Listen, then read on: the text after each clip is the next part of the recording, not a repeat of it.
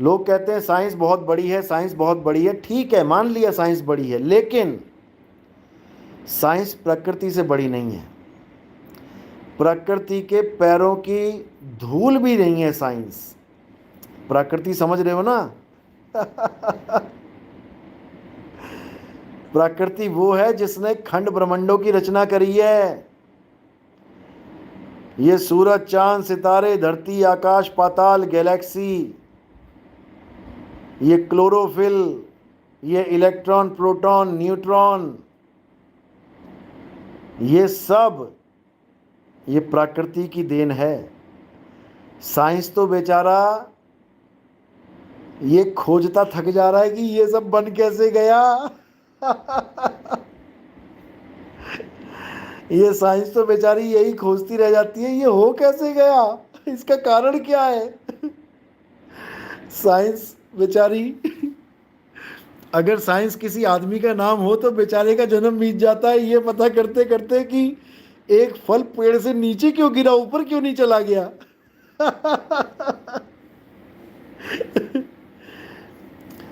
समझे?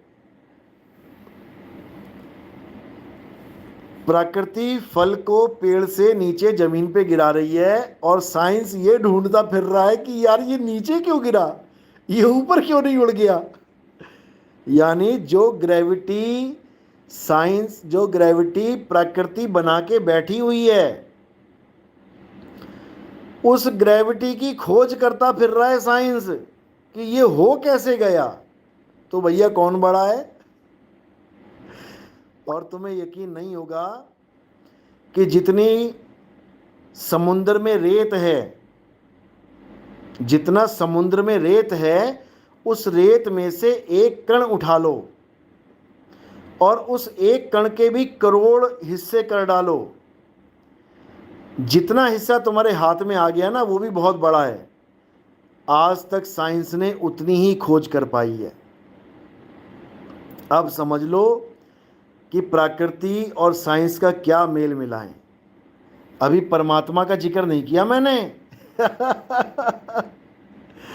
अभी तो केवल प्रकृति की बात बोली है मैंने। प्रकृति जो उसकी छोटी सी माया है, केवल प्रकृति की बात बता रहा हूं मैं अभी। जिस प्रकृति को तुमने बकरी बना दिया है, खिलवाड़ कर रहे हो प्रकृति से, और तुम्हें बकरा बनाएगी अच्छी तरह, वो हलाल करेगी, आने दो समय। समझ लो। तो प्रकृति को समझो। प्रकृति बहुत प्यार भी देती है। देखो प्यासों को बारिश तक देती है, ज़्यादा गर्मी हो जाए तो बारिश लाती है, गर्मियों में पानी ठंडा निकालती है ज़मीन में से, सर्दियों में पानी गर्म निकालती है ज़मीन में से। प्रकृति प्रेम भी बहुत करती है, और जब प्रकृति कसाई बन जाती है तो बेटा सफाई भी बहुत अच्छे से करती है। समझ लो, प्रकृति सफाई भी अच्छे से करती है, फिर पूरे पूरे कुलों का नाश कर देती है।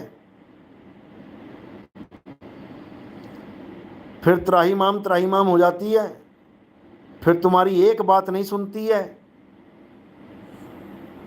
इसलिए प्रकृति को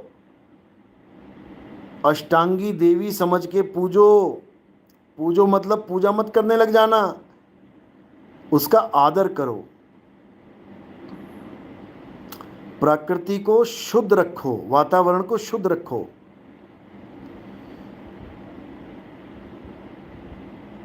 अगर तुम प्रकृति से कुछ लेना जानते हो तो प्रकृति को देना भी जानो।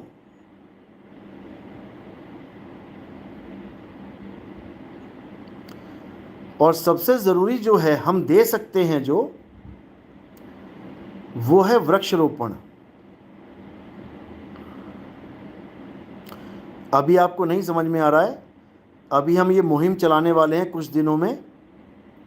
जब हर इतवार को, हर संडे को हमारी टीम, ये टीम वर्क होता है देखो, जो शहरों में लोग हैं वो गमलों में छोटे छोटे पेड़ लगाएंगे, और जो गांव में हैं वो कम से कम 2 3 4 घंटा वृक्षारोपण करेंगे।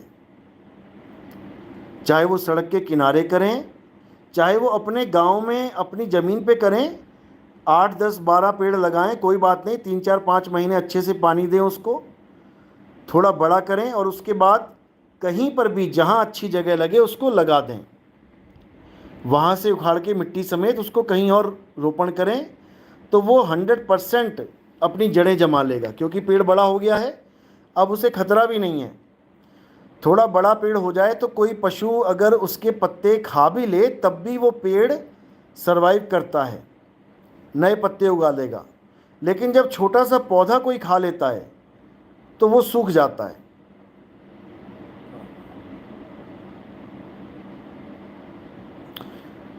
तो इसलिए ये प्रण कर लो कि मरने से पहले पहले सेंचुरी लगा के जाना है हमने यहाँ से। बस इतना समझ लो, जो 100 पेड़ लगा गया अपने जीवन में, तो समझो कि प्रकृति उस पर दयाल हो जाएगी। ये मैं गारंटी के साथ बता रहा हूँ आपको।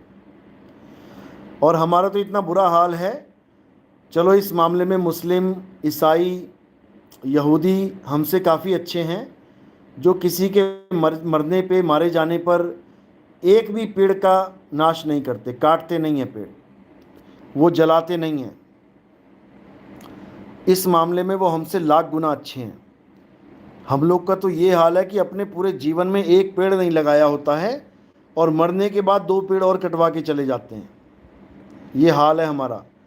100 करोड़ हिंदू हैं तो मान के चलो 200 करोड़ पेड़ तो कटने ही कटने हैं भविष्य में, विद इन 60-70 ईयर्स।